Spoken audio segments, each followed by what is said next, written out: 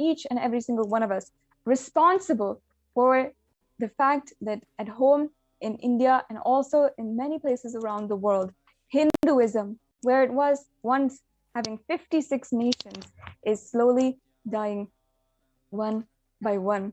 And Hinduism itself is in grave danger. So ensure that we take the responsibility now to share the way that the United Nations has recognized the persecution of the Supreme Pontiff of Hinduism. So now we will enter into the next segments of today's program, where the administrators of the Adi Kailasa Sarvagnapeetham will be sharing with each and every one of you about the updates going on, about the multi-layer quarantine and the extreme care that is provided in Adi Kailasa and campuses around India. So let's get ready for the next segment in today's program. We'll be right back with you after a very quick break.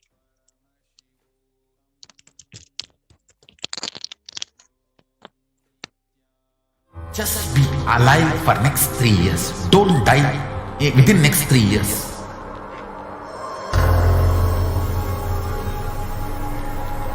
Just don't die within next 3 years. Be alive, somehow be alive. I'm working sincerely. I will reach you somehow. Somehow I will reach you. It's my commitment to humanity.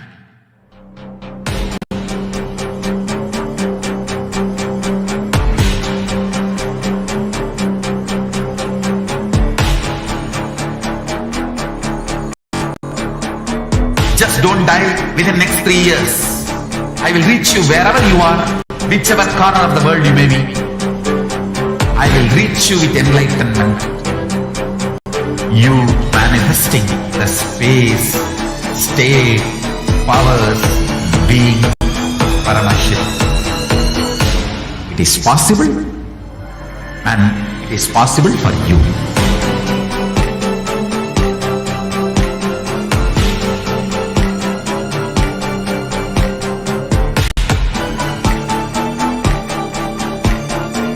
Paramashiva will reach you with enlightenment science. I know he is going to do the job. Just be alive for next 3 years. Nothing else. Just be alive for next 3 years. Don't die within next 3 years.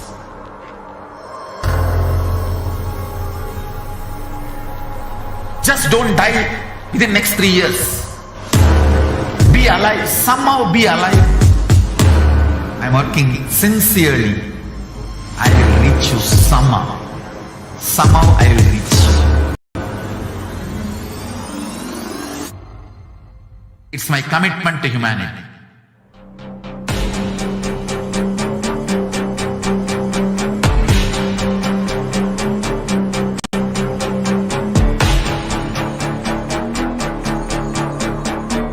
Just don't die within next 3 years. I will reach you wherever you are, whichever corner of the world you may be. I will reach you with enlightenment. You manifesting the space, state, powers, being, Paramashit. It is possible, and it is possible for you.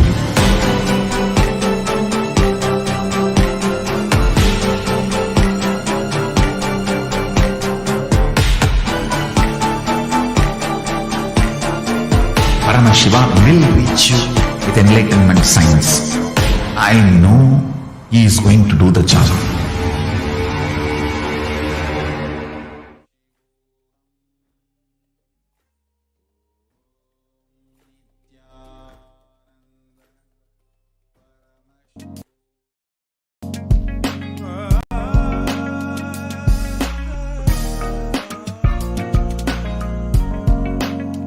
If you are interested in enlightenment, we will immediately bring this to you. If you are not interested, we will explain the whole science, inspire you and make you interested in enlightenment science. We need to cater this enlightenment science to the whole world wherever they are, because enlightenment is the birthright of all human beings. Kailasa is responsible to provide that to all human beings.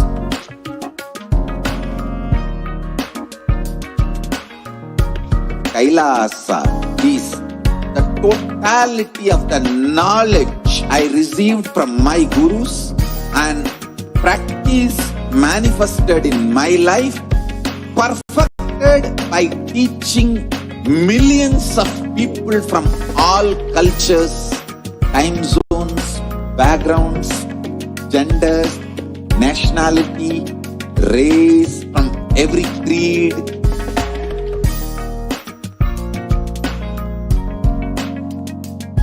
So this absolutely perfected knowledge available to you, served to you in your home without even you moving out of your couch, free of cost.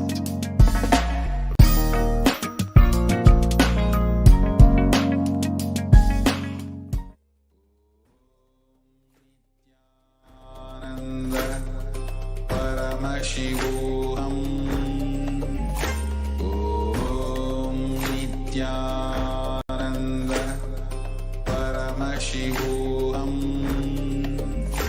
Om Nithyananda Paramashivoham. Om Nithyananda Paramashivoham. Om Nithyananda Paramashivoham. Om Nithyananda Paramashivoham. Om Nithyananda Paramashivoham. Om Nithyananda. Just be alive for next 3 years. Don't die within next 3 years.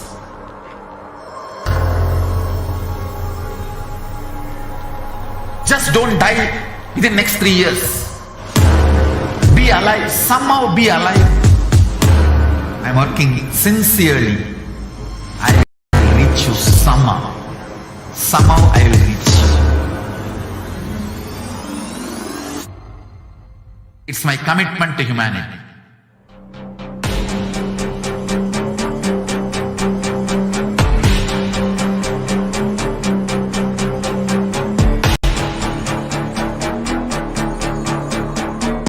Just don't die within next 3 years.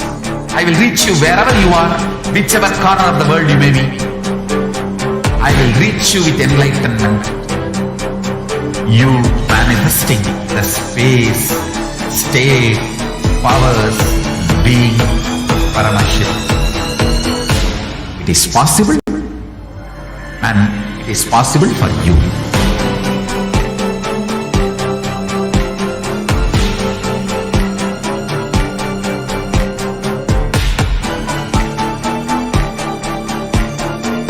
Paramashiva will reach you with enlightenment science.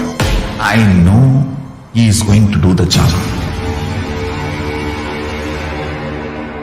Just be alive for next 3 years. Nothing else. Om Nithyananda Paramashivoham. Om Nithyananda Paramashivoham. Om Nithyananda Paramashivoham. Om Nithyananda Paramashivoham. Om Nithyananda Paramashivoham. Nithyananda Paramashivoham Om Nithyananda Paramashivoham Om Nithyananda Paramashivoham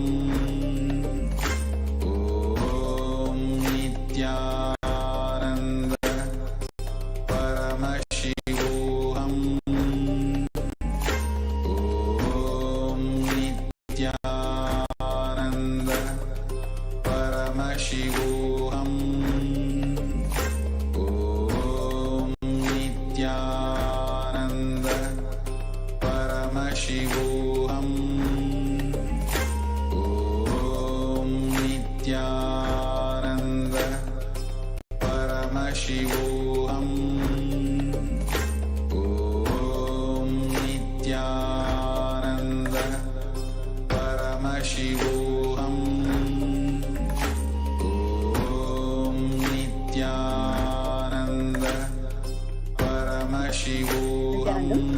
The next segment, we're going to see about the COVID care protection centers in India, the de facto spiritual embassies that the Supreme Pontiff of Hinduism, Jagat Guru Mahasannidhanam, His Divine Holiness Swamiji, has opened across India for the humanity to benefit, to reside, to protect themselves from COVID.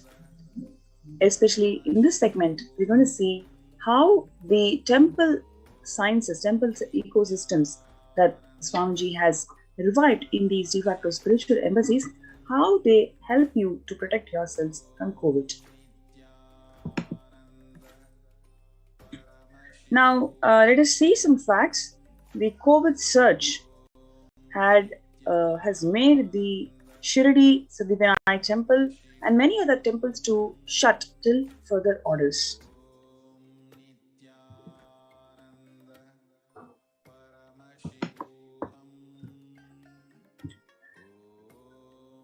So the Sai Baba temple will be remain closed for the devotees from Monday 8 p.m. till further notice. Similar way, the Puri Jagannath temple to remain closed for the public.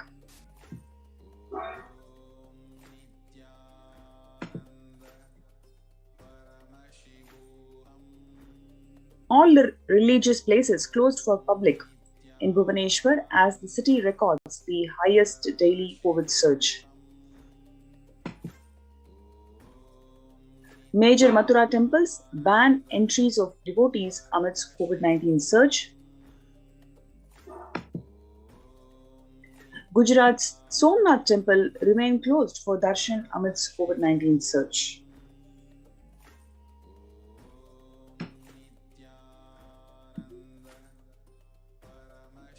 What you can also see here is the Chola era temples' murtis are getting beheaded.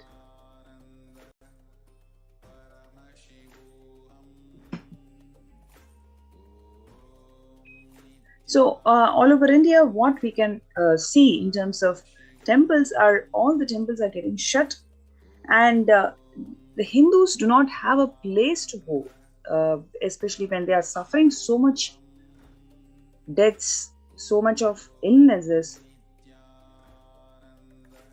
Where do they go to offer their prayers and worship, and how do they connect with God, connect with divine? So in this times when COVID-19 is rampant and the ancient temples are in lockdown because of the risk of widespread corona disease, the devotees of these temples were visiting and having darshan of their gods and goddesses for thousands of years. Yet all these ancient sacred sentiments have come to an harming halt after the lockdowns have taken place. The religious fervor of devotees is being lost due to the pandemic. The Supreme Pontiff of Hinduism, Swamiji, is reviving the Kailasa ecosystems and bringing all the ancient traditions of these temples in online platforms on the Kailasa TV, YouTube channels, and Facebook. So all the ancient traditions that we have so far connected with, all of these Swamiji is bringing them in digital platforms for us to connect with gods.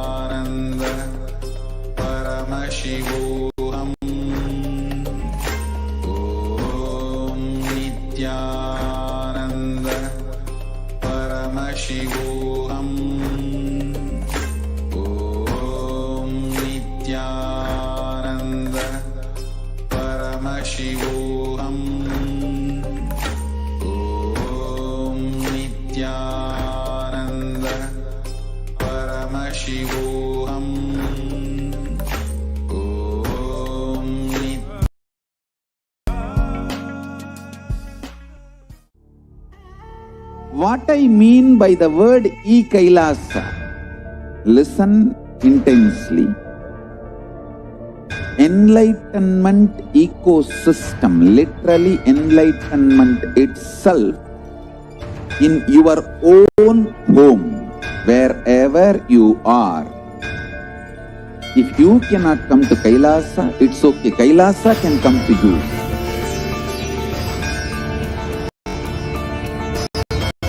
Kailasa coming to you is Kailasa.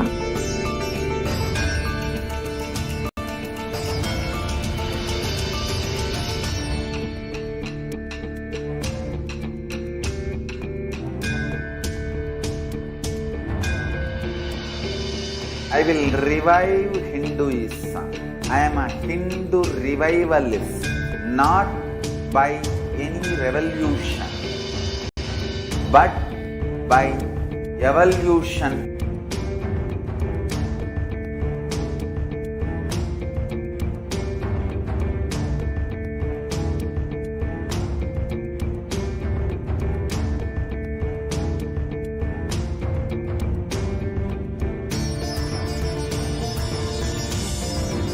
And setting model community.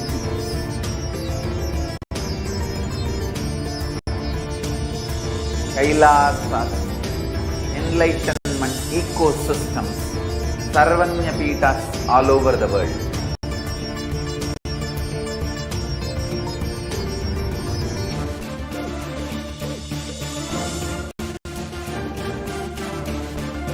All powerful cognition, knowledge, only when you live, power manifestation and possibilities manifestation happens. It's a fundamental truth.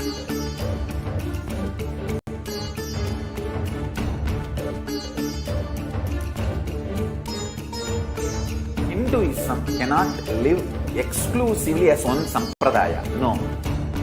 All sampradayas of Hinduism is an ecosystem.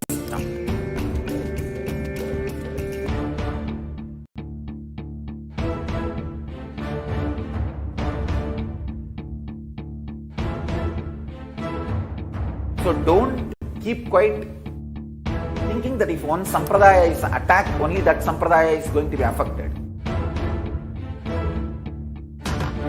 All of us are ecosystem.